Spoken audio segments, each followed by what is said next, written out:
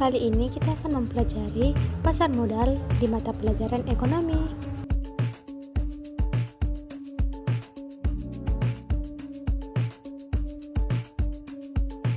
Adapun daftar isi yang akan kita bahas pada hari ini yaitu latar belakang, pengertian pasar modal, masalah, jenis-jenis pasar modal, tujuan, manfaat pasar modal, tujuan pasar modal, fungsi pasar modal, dan contoh pasar modal.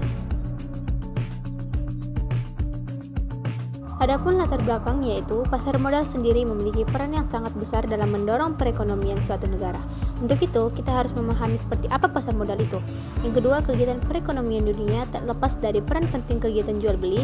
Terlepas dari itu, berbagai sarana dan prasarana kegiatan jual beli dan kegiatan lainnya ternyata difasilitasi oleh pasar modal.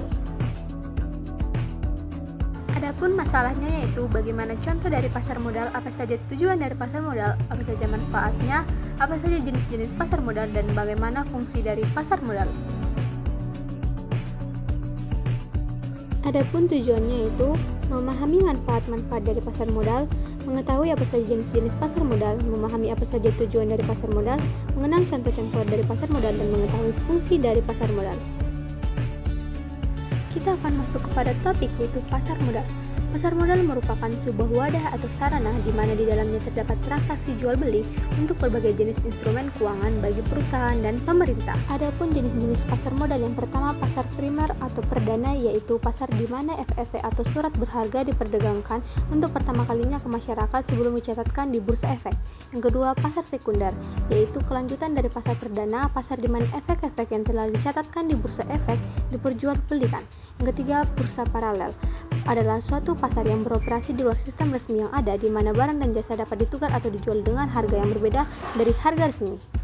Manfaat pasar modal yaitu investor dapat mengambil alih pemilikan perusahaan, memberi jalan untuk membangun jaringan bisnis baru sebagai wadah investasi bagi investor dan sebagai sumber pendapatan negara.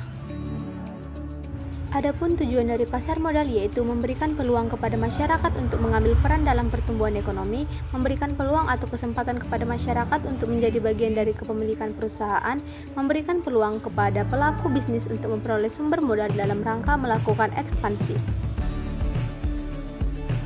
Nah, selanjutnya fungsi dari pasar modal yang pertama sebagai sarana meningkatkan pendapatan negara, yang kedua sebagai sarana pemerataan pendapatan, dan yang ketiga sebagai sarana meningkatkan pendapatan negara.